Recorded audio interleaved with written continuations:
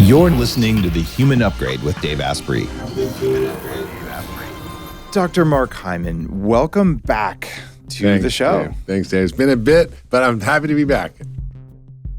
You're looking young. What are you doing? That's different. What am I not doing?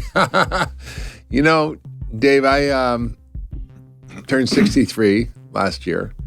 And when I turned 60, I was like, okay, wait a minute. I think there's a bunch of stuff that I need to really understand about why we're seeing such a terrible epidemic of chronic disease and rapid aging in this country. And I don't want to be subjected to that. And I've been practicing functional medicine for 30 years almost and using the principles to help upgrade my health.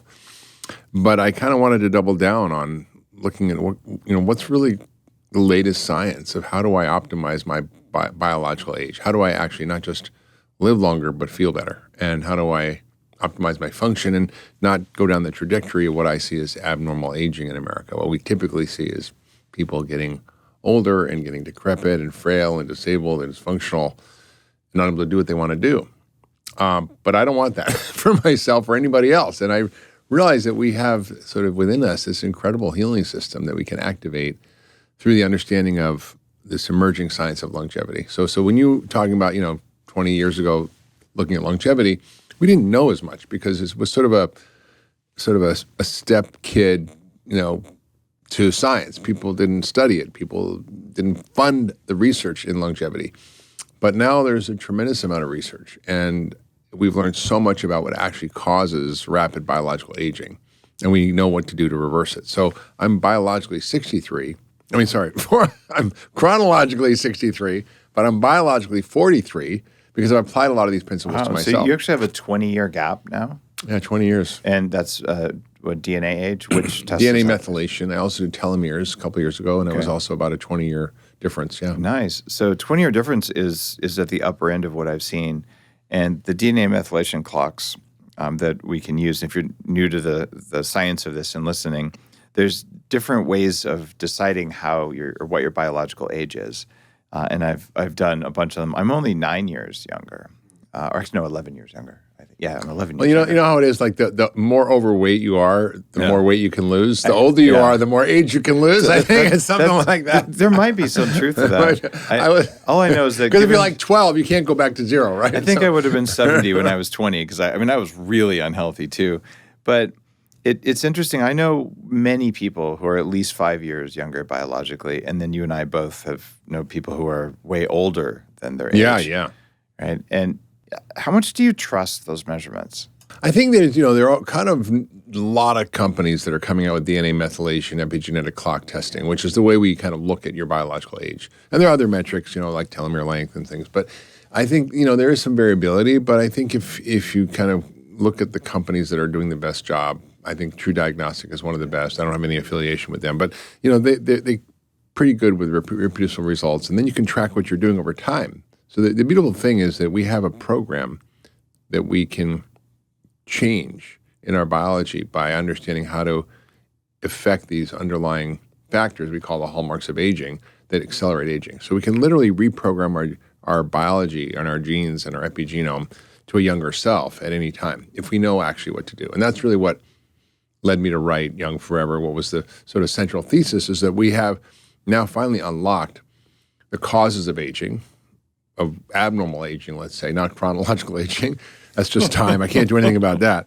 But we've unlocked the causes of rapid biological aging, which is abnormal, and it's treatable. So all of a sudden, we're kind of reframing aging as a disease, as a treatable disease. And that's a very big frame shift for many people.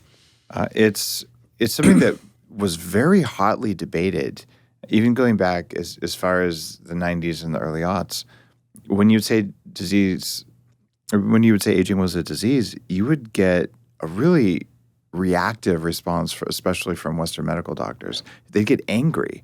Why does it make people angry when you say aging because I think there's a sense that there's inevitability to the process of decline and dysfunction. And people just don't like that inevitability, so then they get mad. No, because they think that it's actually a disservice to science to talk about something that's impossible, which is like flying or nuclear power, all those pesky things that actually change the world. Yeah, exactly. We should talk about those. Right? Or get to the moon. Like, we just don't think it's possible, right? So we have a paradigm shift that's happening, and so the paradigm was, this is what happens as you get older. I mean, even when I was in medical school, and still today, we talk about chronic disease management, which drives me freaking crazy because I don't want to manage someone's chronic disease. I want to get rid of it. Yeah. And I share a story in the book of a woman named Janice who, had such an accelerated path of aging. She was 66. Her body mass index was 43, which is huge. It was huge. Obese, type 2 diabetic for 10 years, heart failure, multiple stents, hypertension, high cholesterol, kidneys were failing, liver was fatty. Just a mess, on $20,000 of copay a year. And she was on her way to a heart transplant and a kidney transplant. 3 days of changing her diet. She was off insulin. 3 months, she was off all medications. Her heart failure reversed, which is something we don't see in medicine. Unless you get a heart transplant. What was causing this in her diet? What do you think? Ultra-processed food, which is what she lived on. I honestly was so shocked because, let me finish the story, then I'll tell you why I was so shocked. So she had heart failure normalized, which does not happen. Like, you can manage heart failure.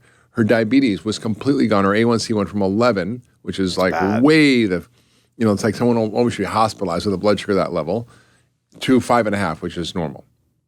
Her blood pressure normalized. Her kidneys normalized. Her fatty liver went away.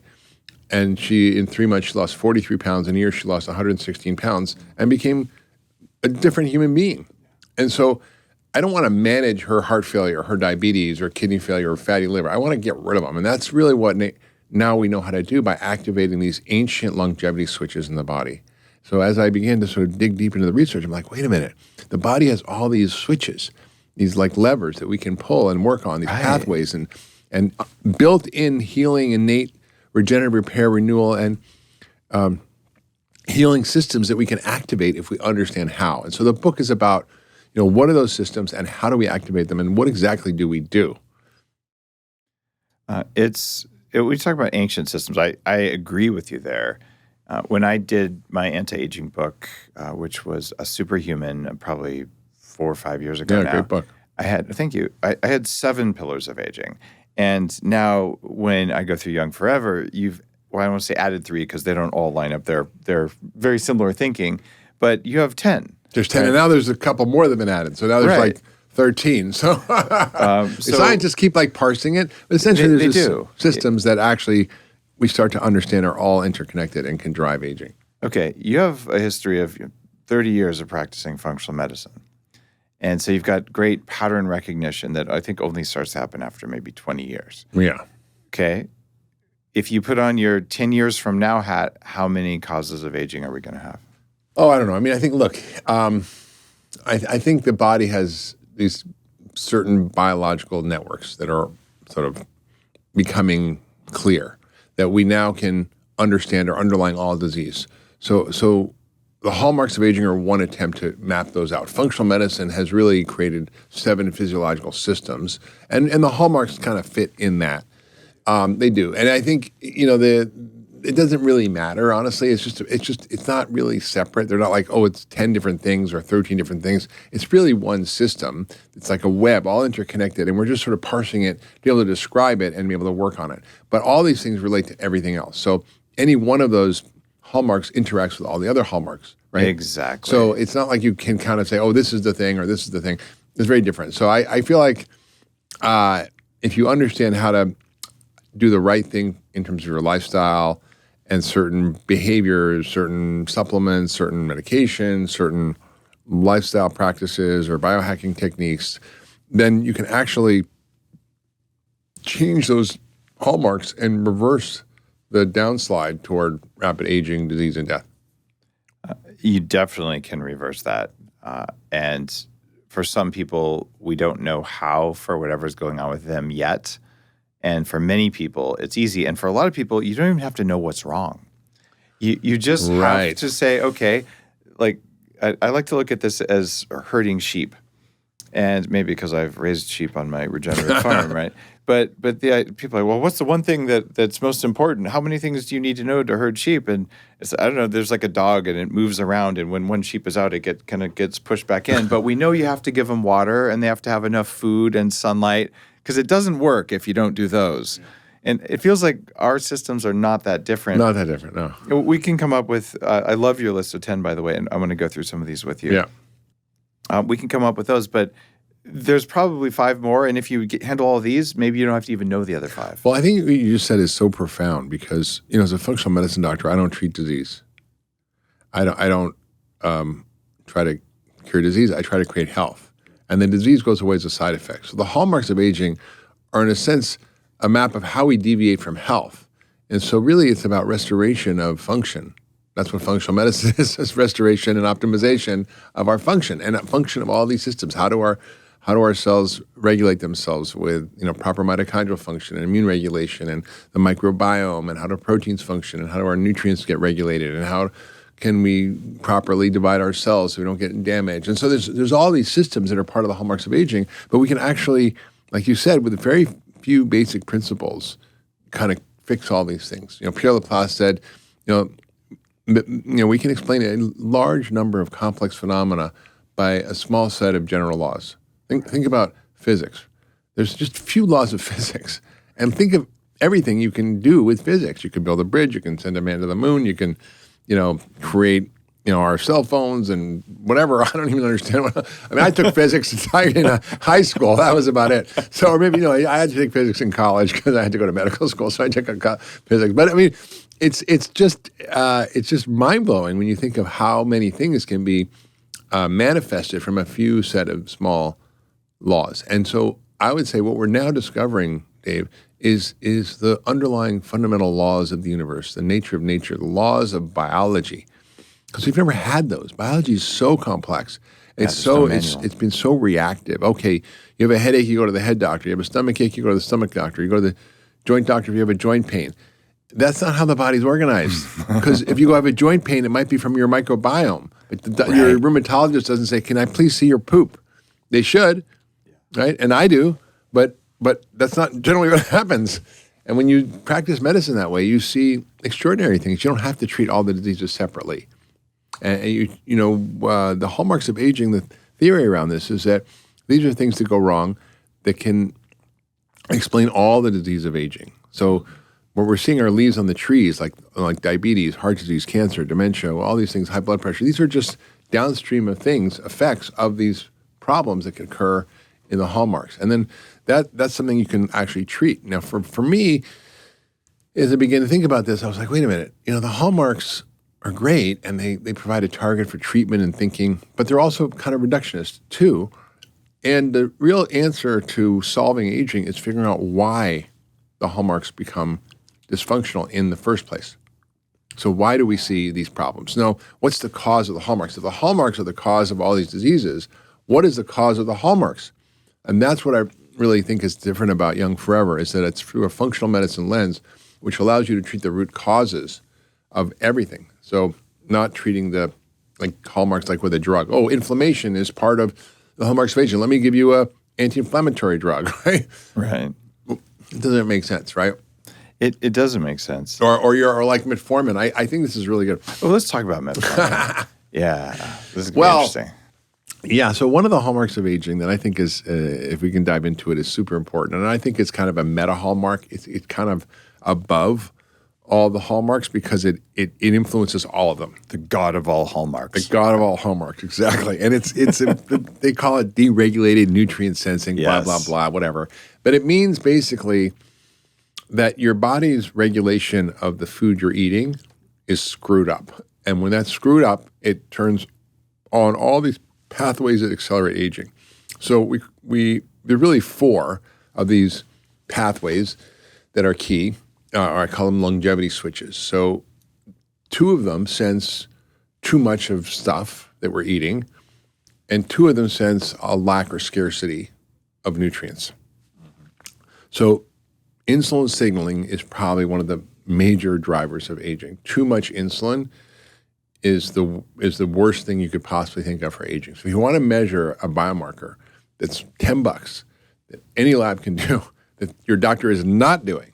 That's probably the most important metric in terms of determining your progression to aging is your fasting insulin level. The insulin signaling is such a big factor. And so we eat too much sugar, too much starch, and that pushes this pathway to go, and that creates everything we see as aging. Heart disease, cancer, diabetes, dementia. The high levels of sugar and starch we consume, like the mountains of them, pharmacologic doses, about almost a pound a day per person of flour and sugar, just drive this pathway to the ground and cause obesity, cause heart disease, cancer, diabetes, dementia. It's the worst. And then it also drives inflammation. It drives mitochondrial dysfunction. It drives damage to proteins. It drives zombie cell production. It drives epigenetic changes. It's like all of the 10 get driven by insulin, right? Right. It screws up your microbiome when you eat too much sugar and starch. So literally everything that happens is that. So the key to that is, eat very low glycemic diet. Low starch and sugar diet is so important. Low or zero? I wouldn't say zero. We don't have to have zero. I mean, I think zero is you can be a carnivore and have a zero carbohydrate diet. There's no biological requirement for carbohydrates, but I don't think we're very like metabolically flexible when we're healthy, so we can manage different kinds of carbohydrates from like whole foods and from whole grains. I mean, even if it's different if you're, for example, a marathon runner or you're really active. You can consume a lot of carbohydrates. It's not going to mess up your metabolism. But if you're just sitting around the couch, a little bit can be bad. So it really depends on you, your metabolic health, your body fat, Do you really see people who eat only meat and fat do healthy in the long term? I don't know because I think I haven't seen people do that very much. The only thing I would say is like the Plains Indians at the turn of the century had the largest amount of centenarians. People lived to be 100 years old, and they basically survived on bison. But they ate small amounts of carbs too. Yeah, they did. They had berries, and they foraged for plants, and so they did it. Yeah, right. They did eat the plants for at least polyphenols. So I mean, there are cultures that were more carnivorous, but I think we have these built-in systems to regulate carbohydrate metabolism, so it's not bad. It's just when it gets flooded. The second is mTOR, and this is a long conversation. I love mTOR. mTOR is a really interesting pathway that is regulating protein synthesis, and it can be overstimulated by eating all the time, by not giving it a break, by eating too much in general, carbohydrate or protein. And if you don't give yourself a break from eating, you can't give this pathway a rest, which is needed to actually create one of the key central things that makes you live a long time, which is autophagy. It's essentially self-cleanup, self-cannibalism. It's your recycling, repair, regeneration mode. It's where you take old parts and you get rid of them and you digest them and you break them down and you build them into new things. It's like a recycling plant, basically. And we desperately need that to function and to be turned on every day and to maybe have longer periods where it's turned on by more periods of fasting. We saw, for example, people who survived the concentration camps. They live really long time. And it's fascinating. And they're not like a genetic thing. They just seem to live like in their 90s, 100s. And it's like, wow, they're still around. And it was 75 years ago. Right. And so a lot of that had to do with this sort of shutting down their systems through starvation. And then that actually activated all these longevity pathways. And we'll talk about mTOR and what to do and everything. But that's where you get time-restricted eating, intermittent fasting. You get drugs like rapamycin. There's other plant compounds and things that can actually affect mTOR. C15 is a fatty acid that actually stimulates the inhibition of mTOR. And then you've got these two pathways that sense not enough, which is AMPK and sirtuins. So if you have a low nutrient state, you're basically, AMPK means adenosine monophosphate kinase. Essentially, it's when you run on ATP, which is your fuel. You run on carbons on gas, you run on ATP. And when the phosphate molecules are given away, instead of adenosine triphosphate, it becomes monophosphate, meaning one phosphate molecule instead of three.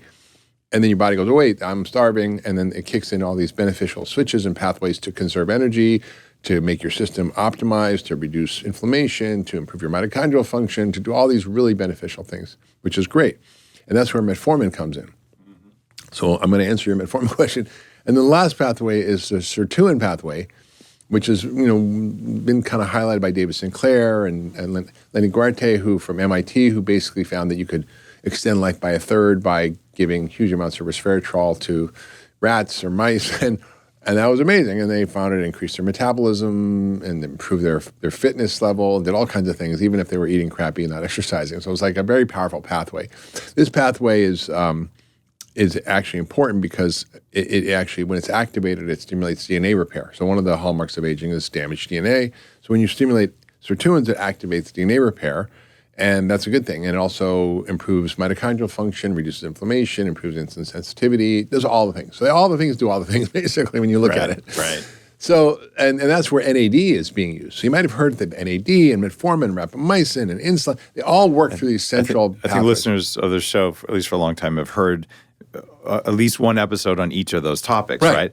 But now you're putting them all together. Yeah, they're not all separate. It's like one system. Yeah, okay. And so what do they all do? And so they're regulating your body's entire biological system. So they're regulating mitochondria, which regulate energy. They're regulating immune function and inflammation. They're regulating your antioxidant systems. They're regulating your insulin sensitivity. They're regulating the autophagy process. All these things that have to be dialed in if you want to prevent and reverse disease and live a long time. You have to dial these things in. So metformin is being touted as a longevity drug. Now, I have a huge problem with it. Okay, you and me both. We let's like slam on melatonin. I read melatonin on metformin a little bit. I wrote about this, and I tried to create a balanced conversation in the book. I said, okay, here's what the data show. Here's why I think it's problematic. There's a large trial coming out called the TAME trial, which will help answer some of these questions. And recently, Dave, there was a new study came out that kind of put a little bit of warning signs on the metformin craze. Another study that does that, you mean? Well, right. So the metformin is a drug that is beneficial towards AMPK. So it optimizes AMPK function, which is good, which is all we just talked about. So you think, okay, that's good. But it also has some side effects. It has some mitochondrial side effects, which I really worry about because mitochondria are key to healthy aging. It can cause digestive upset in some people, improves insulin sensitivity, and I think it's fine. But when you look at like a large trial, it's very hard to do randomized controlled trials in nutrition. Very, very hard because you got you need thousands of people. You got to give them the same program, and you got to have control groups. And so what they did was this very, very big, famous study called the Diabetes Prevention Trial. And what they did was they took pre-diabetics and they gave them 3 different interventions. One was nothing, one was metformin, and one was lifestyle change. The metformin reduced the progression to type 2 diabetes by 31%. Okay, benefit compared to the control group. Lifestyle was 58% reduction. Oh, there's that. But it was a shitty diet. No, and I know people who were in the study, so I had patients who were in it. I was like, wow, this is really nuts. But it worked because people, cut out all the crap in their diet. They exercise. They support each other. They were accountable. A lot of reasons for it. But my point is this: if metformin doesn't work half as well as a crappy drug, as a crappy diet and a lifestyle intervention, what if you put people on a ketogenic diet and mention that against metformin? It then what? Dominates. Just completely changes everything. And so I'm not a big metformin fan at this point. I'm more of a rapamycin fan. Okay. But I think metformin recently was reviewed in another large study, and they found that the original results that seemed to show that type 2 diabetics who were on metformin died at less rates than people were not on metformin, I think has been sort of challenged. So I think it's still an open question, but it is definitely not on my list of things to take for aging at this point. That patient who I just mentioned was an advanced type 2 diabetic on insulin every day. And within 3 days, she's off her insulin. She's off all her medications. Her A1C is normal. Her insulin sensitivity is high because of the food. There's no more powerful drug. So I'm just saying, so they put her on Beyond Burger and Impossible Burgers and all that, right? Is that what she was eating? Definitely not. But think about it. It's like those are highly processed foods. It's like if I can give you 1,000 milligrams of aspirin for your headache, it's going to work better than if I give you 2 milligrams of aspirin, which probably won't work. So I think of these drugs as 2 to 5 milligram doses compared to 1,000 milligram doses, which is lifestyle. That's how big the order of magnitude difference is in terms of the effect. You just can't get you can give every diabetic, every drug, every treatment that is conventional for diabetes. You will never reverse it. You will never, with every single drug piled on, you will never see the disease go away But with food, you can go away in 3 days. So how is that not such a headline news on every major news outlet? I love what you're saying, and it's one of the reasons with Upgrade Labs. And since we last talked, we're franchised. We're opening dozens of locations all over the country, and it's a non-medical facility. Like if any disease is reversed, that's a side effect of lifestyle. Like all we're doing is saying, what's the lowest dose of lifestyle that will get you there? Because I'm a little disturbed by the pharmaceutical sales engine right now trying to say these things. Ozempic, yeah, let's do that. Okay, well, I actually kind of think Ozempic is exciting. Isn't there an anti-aging angle for GLP agonists? Because of its effect on body weight or on insulin not just sensitivity? body weight, on insulin sensitivity. Yeah, it seems like Ozempic might not be a bad thing if you're obese compared to the alternatives. Okay, you show me a single patient who took Ozempic and reversed their diabetes. I have no idea. It doesn't exist. It's just I will tell you, I did do one injection of Ozempic because I interviewed one of the lead researchers in the trial, so I always try everything I can. And I felt like I had morning sickness for a week, I didn't want to eat. Right. And then I lost muscle mass because I didn't want to eat. Well, that's the other thing. That's the other thing. That's the other thing. What concerns me about Ozempic, and this speaks to really one of the key central features of healthy aging is muscle. You've got to maintain, build muscle as you get older. It's harder to do as you get older, but you can. And when you take Ozempic, 40% of the weight loss is muscle. Wow. Which means even if you're lifting? You have to, yes, you can avert some of it by aggressive strength training. And a whole bunch of testosterone. And a whole bunch of supplements and testosterone, yeah. But if I weighed 100 pounds, I would take Ozempic, though, just to be really clear. If you weighed what? If I weighed 100 pounds more than I do now, like say if I weighed 300 pounds like I did, I would have taken Ozempic and not regretted a minute of it, lost the weight, and then worked my ass off and made sure my hormones were optimized. That's fine. But people have to understand, like, the minute you get off it, your metabolism is slower than when you started it. Because of caloric restriction, yeah. Because of the muscle loss that happens. And unless you really are aggressive while you're taking it in strength training, you will see that. And even if you don't, you'll see that. And also, I would say that 65% of the weight that you lose gets regained for the average person if you stop it. So this is a lifelong drug unless you radically change everything in your life. So I think, if, like you said, would I say if you were 100 pounds overweight, instead of a gastric bypass, to take Ozempic for a year, lose the weight, and then be aggressive in the taking of it, changing your lifestyle? And after, yes, okay, I can understand that, but not as a solution. I mean, think about it. New England Journal just came out of an article last week, and it was about Medicare Part D. Now, Medicare Part D, for those who are listening don't know, is basically the drug benefit. Mm-hmm. The entire budget for the drug benefit, is $145 billion. If just the people in Medicare who are obese, not the overweight ones, okay, just the obese ones, took Ozempic, the entire bill would be $268 billion, which means it would be almost, 85% more than we currently spend on all drugs for all Medicare patients. Bottom line is that, when we think of interventions that, have orders of magnitude of benefit more than medication, there are so many of them. You're totally right. And I think diet, exercise, certain sort of lifestyle practices, and certain supplements, and even certain medication can be useful. Like I think rapamycin works on mTOR, which is interesting because that. Yeah, let's talk about rapamycin. Okay. Yeah.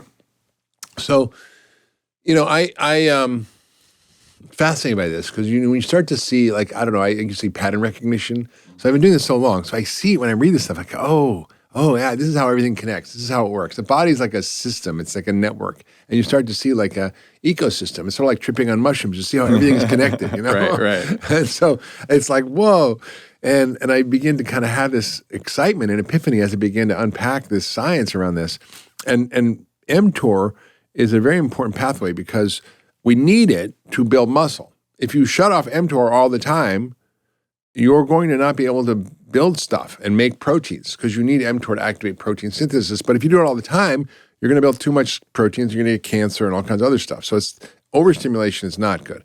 And inhibition of mTOR in a cyclic way is so critical to longevity because it's the way we activate this pathway of autophagy or self-cleaning up. So when you think about why is this all there? Why do we have these pathways?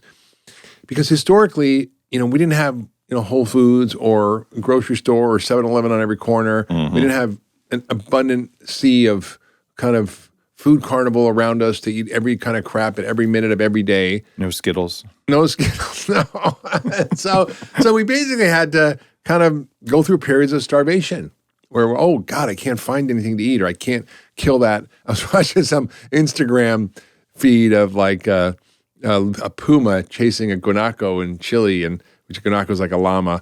And the poor puma was like jumping on it, and the guanaco would throw it off, jumping on it, throw it off, finally there was like he couldn't get a meal, right? And I'm like, God, it's tough out there. So somebody just can't catch that buffalo, Right. And so you go hungry. And we have these ancient systems to make sure we don't die when we're not eating, and that we not only don't we die, but we start to really fix everything. We go, oh, geez, I'm like in trouble. So the body kicks into gear and has these ancient systems to repair, clean, rejuvenate, use all proteins, old proteins, build new things. You don't stop making proteins when you're not eating, right? Your body uses the body's proteins to start to fix it. And so that's what mTOR inhibition does. It activates this process of repair and cleanup. So what's so fascinating to me is like in the pathway is named mTOR, which means mammalian target of rapamycin. Rapamycin is the drug. So why would you name a pathway after this drug? Well, that's how kind of they discovered it. And this rapamycin is named after Rapa Nui or Easter Island, which is where they found this compound. These scientists in the 60s were scraping the soil and trying to find cool compounds. I don't know, maybe the aliens, they thought dropped some good medicines in the soil. And so they basically got this compound. They put it in a lab. They tested it for antifungal purposes. Didn't really work that well. The guy's boss said, just throw it out. It's garbage. And he didn't. So the lab guy was like, I'm keeping this stuff. And then they found it actually modulates immune function. So they use it in transplant medicine. And then they found out that it actually inhibits this pathway called mTOR, which can extend life dramatically in animals and reverse a lot of the biological aging phenomena. So when you look at the one thing that almost all scientists agree can reverse aging and actually extend life. So we don't really have many interventions that can extend life by a third. I mean, if you live to 80, instead you live to 120. Yep. That's impressive, right? So it's not like you're getting a couple extra years. You're getting like a massive increase. If you eat a third less calories, you live a third longer. Now, that's pretty miserable. And I met a guy once who was in the Calorie Restriction Society. I said, what'd you have for breakfast? He's like, oh, I had 5 pounds of celery.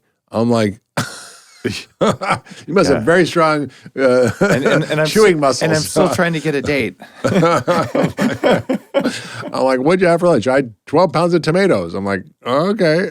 Yeah, it's not sustainable. It's just not going to happen. So anyway, but in animals they can do it because the animals can't complain, and so they find it really works. And so what we're trying to find, you hinted this. What are the things that mimic calorie restriction?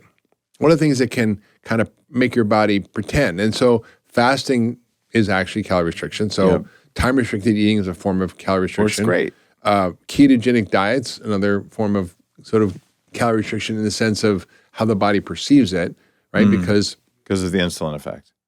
Well, it's basically what happens when you don't eat. You go into ketosis, right? So the body it's actually doing the same things. Fasting, mimicking diets where you have low-calorie diets for 5 days periodically. All these things work in a very similar way, and they activate even soluble fiber when you think about it, or sorry, insoluble fiber. That it's calories that you can't absorb, so that's calorie restriction, even though there's calories, right? Right. Just another to add to your list. Keep going. Yeah. So basically, you basically can through many different doorways turn on these ancient starvation systems, these ancient survival systems, and when you do that, you actually can really have a dramatic impact. So rapamycin seems to do all these things. It inhibits mTOR, which then turns off inflammation. It activates mitochondrial biogenesis. It increases your antioxidant systems. It increases autophagy. It increases DNA repair. It has impacts on all the other things. So it may activate sirtuin activity. And so they're all like kind of interacting. They're not like separate things. And so it's kind of a cool thing to say, oh, I'm going to take this drug once a week, which is kind of the protocol, 6 milligrams a week, or some people are taking it 2 milligrams, 3 times a week for 8 weeks or 5 weeks off or 8 weeks on. It's like everybody's kind of guessing, honestly. But the data is really fascinating, and I'm kind of optimistic about it. I started taking it. How often do you take it? I take it once a week. And do you fast on the day, take it? I take it at night. Okay. So I do a overnight fast, so 16-hour fast, so it's not like true fast. I'm too skinny. If I fast, yeah, it can be a problem. And I'm the last guy who would ever be saying it's a problem, but I did get too thin even without taking that stuff. But if I overfast and all, it's to the point that having that metabolic control is incredible. But you've always been thin, right? Yeah. I've always been like this. I mean, I've always exercised, but basically I was 40 and I was running, I was eating healthy, I was, doing functional medicine, but it was an era where we thought, more carbohydrates, less fat, less protein was better. Crushes you. Yeah. So I was eating whole grains, I was eating beans, I was, I wasn't like eating junk food, and I wasn't eating a lot of sugar, but I definitely didn't have the muscle mass. And I was sort of shocked when I was going through pictures and I saw this old picture of me when I was 40. When I was thin, but I just looked kind of like nothing. And then I look at this picture of me when I'm 62. And you're ripped, yeah. And it's like, what? And so, the body has that amazing ability to do this at any age. So it's never too late to start. Okay. I've got to ask you the mTOR elephant in the room question, given that elephants are made out of meat. Not that I would eat one. Oh, meat. Yeah. So meat is definitely bad because meat causes mTOR to turn on, and that's really bad. So we should never eat any meat. I mean, Dr. Gundry was just on, and Dr. Gundry's a friend, and I respect him greatly. We talked about it, and he's, all these plant-based proteins and all for that reason. And that's an area we don't agree. We agree on many things. Yeah. But what is your take, Dr. Hyman? Yeah. Meat or no meat and mTOR? Well, I've written about this a lot in Food, What the Heck Should I Eat? I basically locked myself. I was in Austin, actually, when I wrote that chapter. I locked myself in a room in a hotel with like a pile of papers this big. Next to a barbecue and I'm like, shop. I am not going to listen to every stupid blah, blah, blah, guy, influencer, doctor, scientist. I want to know what the data show. I'm a doctor. I can read papers. I understand how this works. Yep. I can evaluate how this is. And I'm like, because the one thing is to read the headline, the other thing is to read the abstract, another thing is to read the methods, and then to read the supplementary material, which has all exactly what they ate and what they did and what the other factors were. And basically, my conclusion was that, meat is not bad for you. Yes, we should not be eating feedlot meat for many reasons. And lunch meat and hot dogs are not meat. Oh my God, Dave, I'm like. I was down in Florida. I had to do this TV show. My flight was delayed. I got in late. I didn't have dinner. I woke up, had a bunch of stuff to do. Didn't really have breakfast. Didn't really have lunch. Had a few snacky things, and I finally got to the airport on the way home, and I was really hungry. I'm like, I'm gonna try to find something to eat, and it was like an airport, Fort Myers, Florida, right? I'm like, oh God, okay. When I looked around, I found okay, this place looks good. It had it said carved turkey, black-eyed peas, collard greens. Okay, I can go for that. So I get the turkey. I'm thinking carved turkey. It means it's carved from a turkey, right? No. And it was like turkey-like substance. Carved it was like from a loaf. I don't know what the hell this was, but it was like some weird, like soggy sponge-like. Did you eat it? I was so hungry, I ate it. It kind of had some turkey in it, but sometimes you just got to deal with it. What do you got to deal with? So it was fine. And so basically, the meat question is really around aging has to do with mTOR. Yes, it does. So the idea that if you overstimulate mTOR, you're going to age faster is true. So logically, if you eat anything that stimulates mTOR, that's bad. Well, that's wrong, right? It's like Goldilocks. You need just the right amount at the right way. It's like, do you need to sleep and you need to be awake? You need both, right? Yeah. So basically, the body has a need to build protein. So you need to have a construction crew and a building crew. And you also need a demolition crew and a cleanup crew. And so you need both of them.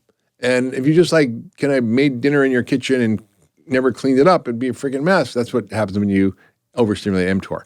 But if you didn't ever cook, you'd starve to death. So, I think it's really about how to properly activate and inhibit mTOR. So let's talk about how do you turn on protein synthesis, because this is really key and has to do with the quality of the protein. It does. So when you look at the PROTAGE study, and look, I'm not a protein expert, but I had read what protein experts have written, and there was a group of protein experts, the world's protein experts, got together and they wrote a paper to review all the science about muscle, protein, aging, called the PROTAGE study.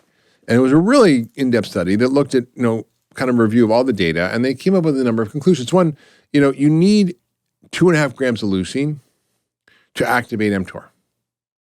If you don't have that in a meal, mTOR will not turn on to stimulate muscle synthesis. The idea basically is that if you don't have enough of the high quality protein, then you can't turn on mTOR, you can't build muscle. So you either have to eat meat or chicken or fish and turn on mTOR with 30 grams of high quality protein with 2.5 grams of mTOR in it, or you have to have some highly processed plant protein with jacked up amino acids. And I don't like that. I wouldn't Sounds do like that. an ultra processed food product to me. It absolutely is. And I met these guys who were like the game changer guys, and these guys were super jacked. They're ripped and they're like strong. I'm like, what is going on? And so I met some of these guys. I'm like, so what do you do? Like, how do you do this? Oh, well, I have 12, vegan protein shakes with branched amino acids and extra leucine. And I'm like, okay, so you basically kind of cheat the system by actually having highly processed food. Because if you want to get this from eating grains and beans, good luck. I mean, you're going to get 30 grams of protein, of usable protein, with a piece of chicken or meat, it's like 4 ounces, which is like not very much. It's like a small amount. If you want to get that from brown rice, it's 6 cups. Or from beans, it's 2 cups. Good luck eating that. And don't be in the room when you're doing that. Right. There's something else that raises mTOR more than leucine, more than tryptophan, more than methionine. Sugar. Oh, wait a minute. We're supposed to quit eating animal protein because it raises mTOR, but sugar raises mTOR more than animal protein. How about I eat the highest quality animal protein out there because it works best, and eat less sugar, and I'll still have less mTOR. So anyone who tells you to go vegan, who doesn't tell you to also eat no sugar and no starch, by the way, there's no food left on a vegan diet after that. Tofu. That's a fair point. Jesus Christ. Oh my God, kill me now. Right? So, but this is an impossible thing. So literally, if you're restricting animal protein because cancer and you're having any sugar at all, you're doing it wrong, because sugar is way stronger than animal protein at raising mTOR. This is why bodybuilders, you lift hard if you're not doing this stuff in my new book, and Smarter Not Harder, which is a lot better than lifting. But let's say that you lift really hard. What do old school bodybuilders, what they're doing, do? They take maltodextrin, which is to spike their blood sugar, and a ton of protein. So they get insulin, which acts just like insulin-like growth factor. And they get a huge mTOR effect from the carbs and then the protein. Right, you have to have both. But also, of those. I had some shocking discoveries when I was practicing at Canyon Ranch, because we had a DEXA machine, so everybody got a DEXA scan. I love those machines because if you're looking at a biomarker for healthy aging, you got to look at your DEXA. This is a way of measuring your body composition, amount of muscle, amount of fat, where the fat is, because you can do a total body comp thing with those bioimpedance things, and you're not going to know. Like I had a guy yesterday was 12% body fat in his arms and 30% in his gut. The DEXA was interesting, but this guy was a bodybuilder. He had like super high body fat, but it was all like marbleized meat. It was like all marbleized meat. His muscles were just marble, and because he ate a lot of these kind of carbs and protein together, like what you're saying. Yeah, you don't want to do that all the time. It's interesting. Charles Poliquin was on the show. I would call him one of the OG biohackers before biohacking had a name.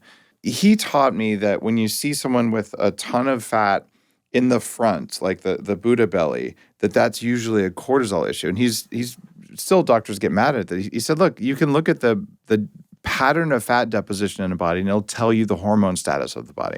Well, that's true. I mean, with Cushing's disease, which is a cortisol-producing tumor, you get certain fat distribution. You get like a moon phase, right? You get a moon phase. You get a hump on, like a buffalo hump on your back. You get big big tummy, you waste muscle, you get skinny arms and legs. What I wanted to say for your friend there, the bodybuilders, yeah, if you're always eating a ton of high glycemic carbs and protein together, it's not a good idea. High glycemic carbs and fat together, not a great idea all the time.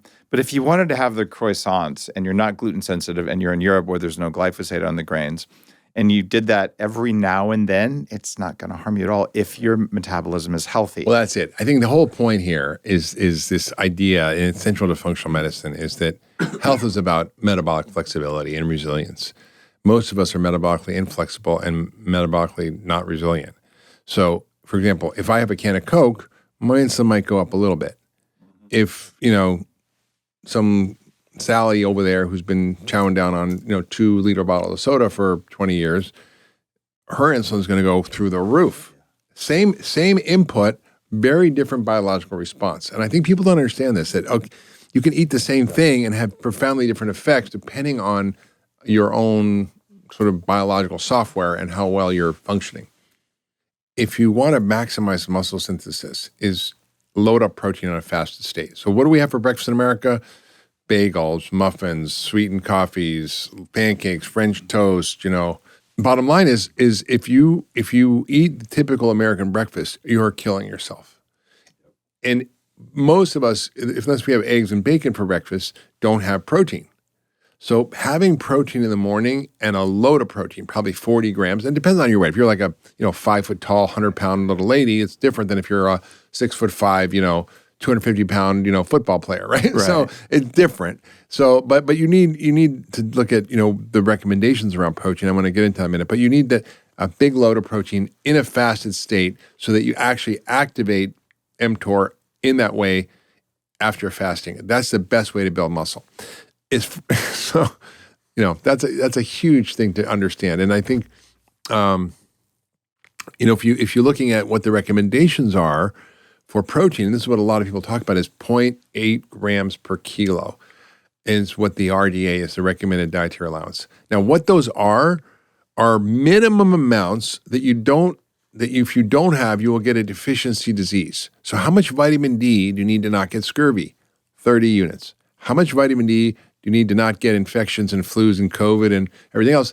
Maybe 5,000 units. So it doesn't mean that. Why do we still look at RDAs? Well, it was really around the era when we had massive nutritional deficiencies in this country. But the idea that we need 0.8 grams is basically how much protein do you need to not get protein malnutrition? Yeah. Okay. But even then, it depends on what protein, right? Because different levels will still give you protein malnutrition. And so in developing countries, protein malnutrition is a real issue, and so it's a problem. So that's the minimum you need, and that's okay. But it's not the optimal you need to live to 120 or to build muscle or to do all the things you want to do. So that's probably more like double, like 1.6 or up to 2, depending on how active you are. Yeah, that's the real challenge. If you wanted to live a long time, go a while without eating. And then when you do eat, have adequate protein. Does that match your perspective? Totally. And I would say also, I would challenge you on this nomenclature of anti-aging. Okay. I'm not anti-aging. I'm for healthy aging, and for optimal aging, and for reversing our biological age. So I'm not against chronologically getting older. I don't. Right? That's going to happen. I can't do anything about that. This is a branding problem for anti-aging. It has been for so I ran an anti-aging nonprofit group that was started in 1993, and in the late 90s, I ended up being chairman, even though I was the youngest guy there. And I'm like, can we name it anything but anti-aging? Because being against something ends up I'm for something. I'm not against, and I'm not. I think it just kind of gives the whole field a little bit of a bad rap. I've worked for 20 years on finding a better name. There isn't one. It's healthy Young aging. Forever. Okay, Young Forever Association. I think it's healthy. It's whatever, I don't even want to call it healthy aging, but I think it's for understanding how to optimize our health as we age and to prevent and reverse diseases and to extend our life. Whatever you want to call that. I want to be time resistant. Time resistant. Okay, that's good. I think Young Forever, you actually nailed the name of your book because that's what we're talking about.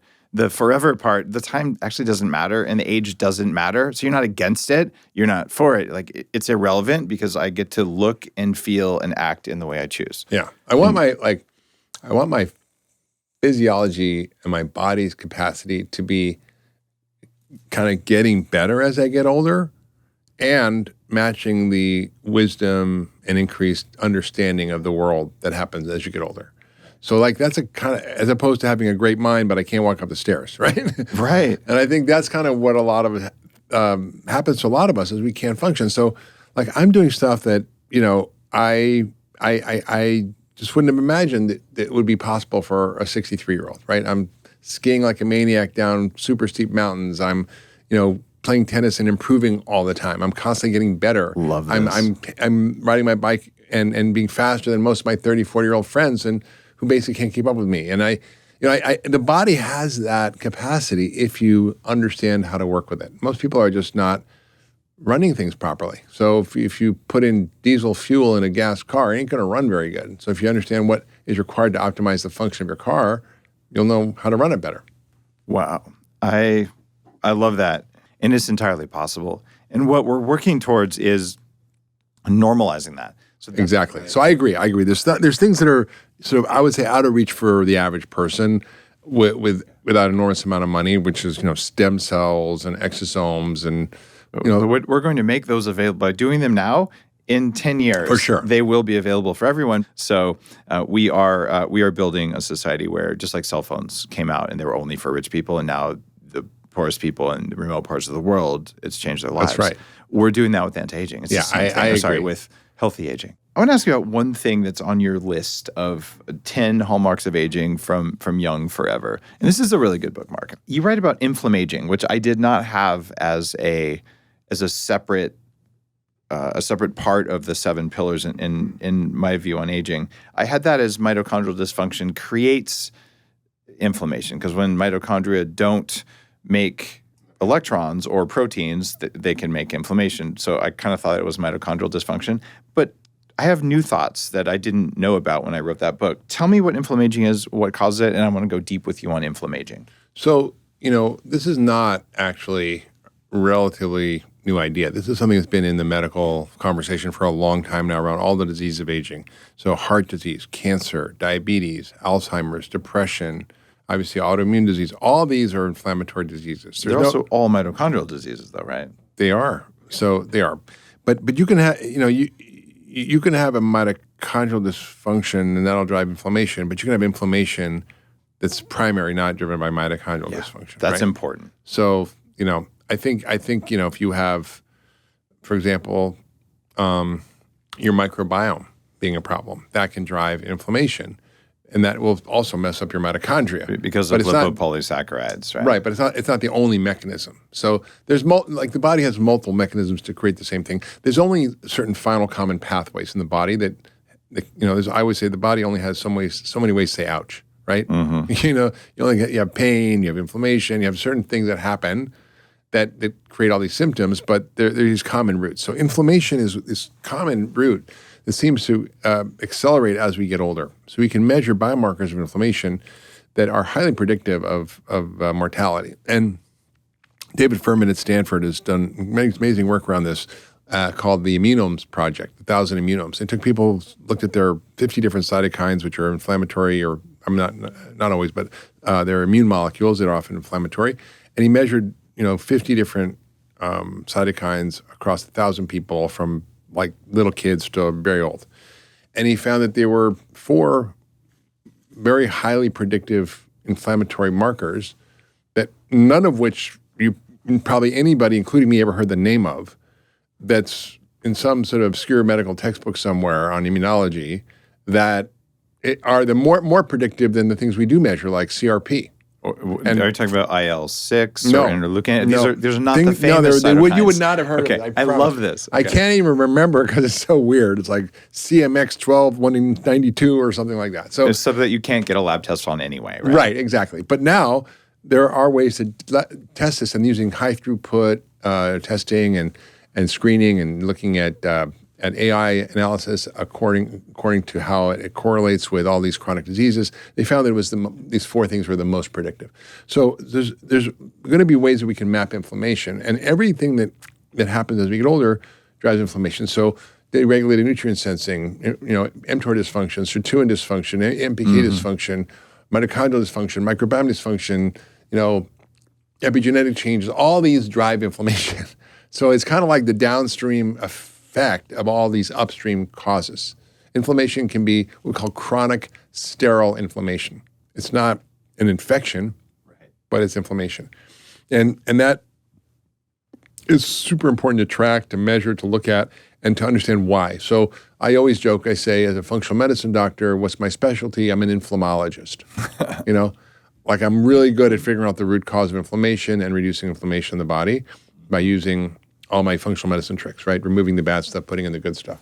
And so when you look at all these different pathways, you end up with accelerated inflammation. One of the ways that really accelerates this is the formation of zombie cells, which are senescent cells, which you wrote about in your book, which are essentially these cells that when your cells are done doing what they're supposed to be doing, they usually die. Mm-hmm. We have a whole system for that. It's called apoptosis. They blow up. We recycle the stuff, and it's great. We kind of have a recycling plant. But sometimes these don't die, and they basically kind of live forever, but they don't do anything useful except they spread tons of inflammatory stuff all over your body. So they kind of float around your blood and your tissues, and they create inflammation, and then they literally infect other zombie cells. Other cells make them zombie cells, and you end up with this like fleet of zombie cells that creates this inflammatory phenotype that creates just this accelerated inflammation. So it's like putting fuel on the fire, and you want to make sure you can treat those zombie cells, and there's a lot of ways to do that. One, don't live a shitty lifestyle that makes them form. 2, you can take things like fisetin, which is from strawberries. It's a senolytic. So the whole class of compounds now being researched that are senolytics, like quercetin and things you can get from vegetables and plants. And then also there's drugs that might do this. But what is really interesting is the hyperbaric oxygen therapy was more effective at reducing senescent cells or zombie cells than any other treatment. It's funny. I have a hard shell hyperbaric chamber at home from OxyHealth. You do? Absolutely. Where? Here in Austin? Yeah. No, you don't. Absolutely. Okay, I'm coming over. All right, come on over. Anti-ager's got to anti-age, as we say. Oh my God. Okay, I'm coming over next week. Yeah. It's either that or a Tesla. So I drive a 10-year-old Jeep, but I have a hyperbaric chamber. Is that your black, funky-looking Jeep out there? I'm like, that's got to be Dave's car. He's such a weirdo. It's got to be his car. It's painted with Kevlar. I'm like, this is weird. This looks like a military vehicle. I bought it that way. It's so it's cool. It's like a military vehicle. It's so upgraded. It's better than a new Jeep. We'll put it that way. I'm all about the upgrades. So hyperbaric works really well. I have a theory for you that I want to run past you. I'm pretty sure that a major portion of inflammaging is actually mast cell activation. Interesting. So I think what Dave's talking about, for those of you non-medical people, is you have a lot of different kinds of immune cells. One of them is called mast cells, and they when they're activated, they release histamine. Histamine we're familiar with when you get hives or you get a bee sting or you get a rash. That's histamine activation. Allergies, if you have seasonal allergies. But they also do heparin and about 100 other inflammatory cytokines, probably including the 4 nasty ones. Yeah. So there's sort of an awareness that there's a subset of humans who are very allergic and who have what we call mast cell activation syndrome, which makes you really miserable. And you have to learn how to figure out what's causing it, remove those things. You have to figure out how to regulate histamine production with various kinds of plant compounds, drugs, whatever tends to work. And there's a whole treatment path. Yeah, there's a huge regimen for them. So I think mast cells do play a role, and so some people need to be on low histamine diets. Some people need to be taking antihistamines that are regulating their histamine production. Not everyone needs to do that. What I'm seeing is that when people get sometimes a car accident, sometimes emotional stress, like from a narcissist or a sociopath, or from bullying, or toxic mold, environmental bacteria, sewage fumes. These all take I like to describe them as landmines in the body. They're sitting there waiting to stop something bad. But once they get programmed to think there's something bad that's not actually bad, they keep setting it off. And that's a major cause of inflammaging. It's not the only one. But I feel like if we can learn to reset immune sensitivity, we're going to age a lot less. See, this is a central point, and I kind of discovered this as a functional medicine doctor. People are like, oh, I have to eliminate this, I have to eliminate that. Okay, well, yes, you're sensitive to all these things, and all these things trigger an inflammatory or immune response or some other adverse effect. The real question isn't what should you eliminate, is why are you so sensitive? Yeah. And let's fix that. People come in with all these environmental allergies. Yeah, how do you reprogram those? And people are so overstimulated by like environmental allergies or food sensitivities or food allergies, and they're a mess. And when I fix their gut, when I reset their immune system, they stop being allergic. Like I hear this over and over again. Oh, gee, when you did all this program, I don't have my seasonal allergies anymore.